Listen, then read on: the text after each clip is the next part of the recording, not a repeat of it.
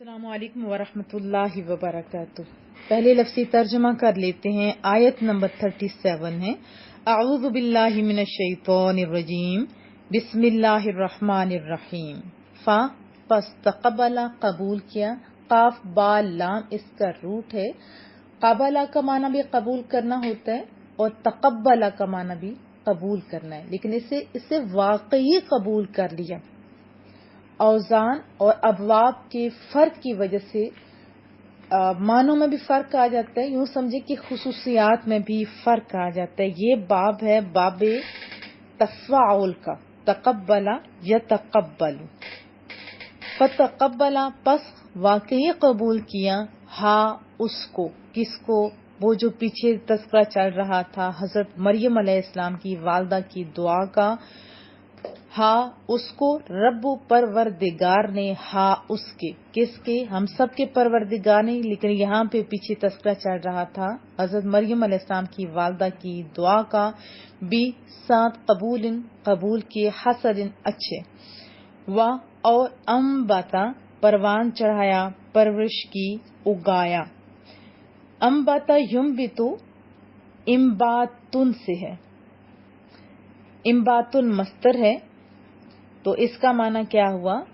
پروان چڑھایا، پرورش کی، ہا اس کی، کس کی؟ حضرت مریم علیہ السلام کی، نباتن پروان چڑھانا، پرورش کرنا، حسنا اچھی طرح، وکفلا اور سرپرست بنایا، کفلا یکفل، تکفیل اس کا مصدر ہے۔ تکفیل کا معنی ہوتا ہے کسی کو اپنی ذمہ داری میں لینا، ضامن بنانا، اور کفلا یعنی کفیل ہوا۔ کفیل جیسے یو ای کے لوگ، سعودیہ کے لوگ اسے بہتر طور پر جانتے ہیں کہ کفیل بنایا جاتا ہے کسی نہ کسی عربی کو، تو یعنی کفیل بنانا سے مراد اپنی ذمہ داری میں لیا، اس نے اسے اس کا ضامن بنایا، یا یہ کہہ سکتے جیسے حضرت زکریا علیہ السلام کو اس کا سرپرست بنایا، اور وکفلا اور سرپرست بنایا، ہا اس کا، کس کا؟ حضرت مریم علیہ السلام کا، کس کو؟ زکریا، حضرت زکریا علیہ السلام کو۔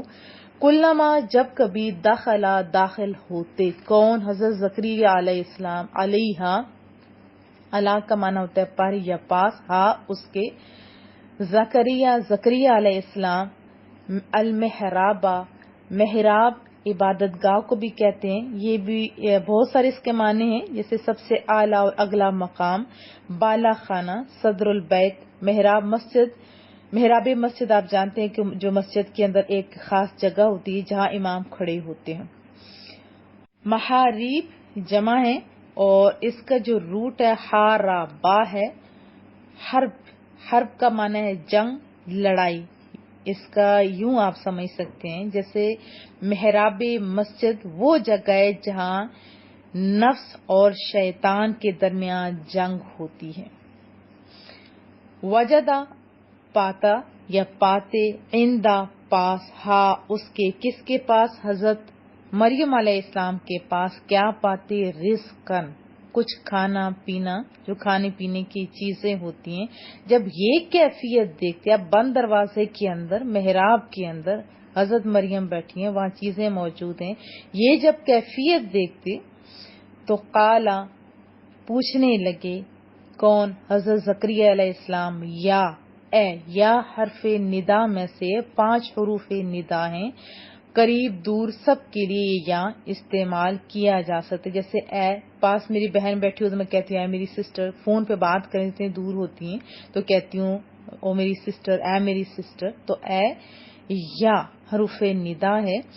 مریم حضرت مریم، انا کہاں سے آتا ہے؟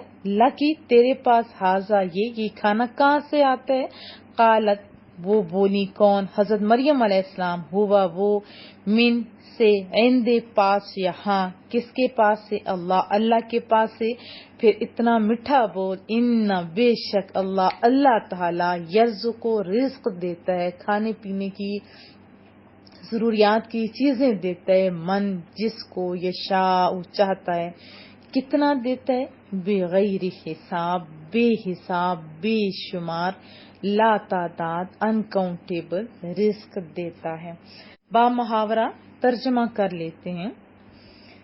فتقبلها ربها بقبول حسن، پھر قبول فرمایا اس کے رب نے بڑی ہی اچھی قبولیت کے ساتھ، وانبتها نباتا حسنا، اور پروان چڑھایا اس سے اچھا پروان چڑھانا، وکفلها زکریا، اور نگران بنا دیا اس کا حضرت زکریا علیہ السلام کو، کلما دخل علیہ زکریا المحراب، جب بھی جاتے مریم کے پاس زکریا علیہ السلام اس کی عبادت گاہ میں، وجد عندها رزقا، تو موجود پاتے اس کے پاس کھانے کی چیزیں، قال یا مریم، ایک بار بولے اے مریم، انا لکی ھذا، کہاں سے تمہارے لیے آتا ہے یہ رزق؟ قالت ہوا من عند اللہ، حضرت مریم علیہ السلام بولی یہ اللہ تعالیٰ کے پاس سے آتا ہے، ان اللہ یرزق، اللہ اکبر، بے شک اللہ تعالیٰ رزق دیتا ہے، من یشاء بغیر حساب، جس سے چاہتا ہے بے حساب بے کتاب، بہت زیادہ عطا فرماتا ہے۔ تفسیر جان لیتے ہیں۔ اب یہاں پہ اتنا خوبصورت انداز میں بتایا گیا، فتقبلها ربها بقبول حسن، پیچھے کس کا تذکرہ چل رہا تھا؟ پچھلی آیت مبارکہ میں حضرت مریم کا، تو رب کریم نے اس سے اچھی طرح قبول فرمایا۔ اب نظر کس کی تھی؟ لڑکے کی جگہ حضرت مریم کو قبول فرمایا اور انہیں احسن انداز میں پروان چڑھایا۔ حضرت مریم کی جو تربیت ظاہری بھی اور اندرونی بھی، یعنی روحانی اور جسمانی دونوں جو ہے عام بچوں کی نسبت زیادہ تیزی سے ہوئی، اور تفسیر ابن کبیر میں اس کو کہا گیا کہ جس طرح سالوں پہ محیط ہوتی ہے دوسرے بچوں کی، ان کی دنوں پہ محیط تھی، اتنا تیزی سے پروان چڑھی۔ پھر حضرت حنا نے، یعنی ان کی والدہ نے، ولادت کے بعد حضرت مریم کو ایک کپڑے میں لپیٹ کر بیت المقدس کے علماء کے سامنے پیش کر دیا، یہ بھی تفاسیر میں ہمیں ملتا ہے، تاکہ وہ انہیں اپنی کفالت میں لے لیں۔ ان علماء کو بہت معزز شمار کیا جاتا ہے۔ اصل میں وہ جو علماء تھے وہ پیارے لوگ حضرت ہارون علیہ السلام کی اولاد میں سے تھے، اور بیت المقدس کی خدمت پر مامور تھے یا مقرر تھے، اور حضرت مریم حضرت عمران علیہ السلام کی بیٹی تھی، اور وہ بھی اچھے علماء میں سے تھے، اور ان کا خاندان بھی بنی اسرائیل میں سے تھا، اور وہ جو اچھا خاندان تھا، صاحب علم لوگ تھے، اعلیٰ لوگ تھے، اس لیے ان سب علماء نے، جن کی تعداد تفاسیر کے اندر 27 بتائی جاتی ہے، حضرت مریم کو اپنی پرورش میں لینے میں رغبت ظاہر کی۔ ظاہر ہے اتنی بڑی بات تھی، اور اتنے بڑے باپ کی بیٹی بھی تھی، اور کام بھی بڑا اچھا تھا، پیارے لوگ تھے۔ تو حضرت زکریا نے فرمایا کہ میں ان کا سب سے زیادہ حقدار ہوں۔ وجہ کیا تھی؟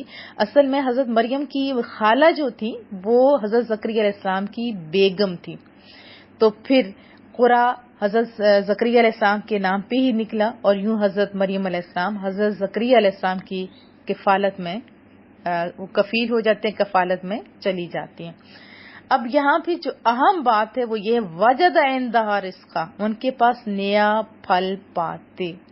تو اللہ تعالیٰ نے حضرت مریم علیہ السلام کو بہت عظمت عطا فرمائی۔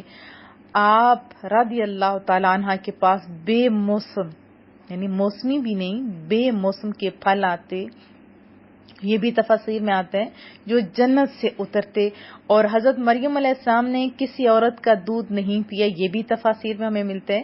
جب حضرت زکریا علیہ السلام حضرت مریم کے پاس جاتے تو وہاں بے موسم کے پھل پاتے۔ ایک دن آپ نے، یعنی حضرت زکریا علیہ السلام نے حضرت مریم سے سوال کر ہی لیا کہ بیٹی بتا کہ یہ پھل تمہارے پاس کہاں سے آتے ہیں؟ تو حضرت مریم نے بچپن کی عمر میں، دیکھیں ان کے سوال جواب، دیکھیں بڑا پن ہے ان لوگوں میں، ان کی والدہ کی دعا میں، اور یہ ان کے جواب میں دیکھیے، بچپن کی عمر میں جواب دیا کہ یہ اللہ تعالیٰ کی طرف سے ہے۔ حضرت مریم نے یہ کلام اس وقت کیا جب وہ جھولے میں پرورش پا رہی تھی، یہ بھی تفاسیر میں ہمیں ملتا ہے، ہو بھی سکتے کیونکہ آپ کے بیٹے حضرت عیسیٰ علیہ السلام نے اسی حال میں کلام فرمایا۔ تو حضرت زکریا نے جب یہ دیکھا تو خیال فرمایا، جو پاک ذات حضرت مریم کو بے وقت، بے موسم اور بغیر ظاہری اسباب کے میوہ عطا فرمانے پر قادر ہے۔ بند دروازہ تھا، محراب کے اندر تھی، تو دروازے سارے بند ہوں، اور اس طرح اللہ اکبر، واہ میرے مالک تو واقعی دینے پہ قادر ہے۔ تو اس طرح عطا فرما سکتا ہے، تو ان کے ذہن میں بھی آئے کہ وہ بے شک اس پر بھی قادر ہے کہ میری بانجھ بیوی کو نئی تندرستی دے دے، مجھے بڑھاپے کی عمر میں اولاد کی امید ختم ہو جانے کے بعد بھی فرزند عطا فرما دے۔ تو اس خیال سے آپ نے دعا کی، اور حضرت مریم علیہ السلام کے نام پہ جو سورہ مبارکہ ہے اس میں اس کی مزید ڈیٹیل بھی ہے، انشاءاللہ وہاں ہم پڑھیں گے۔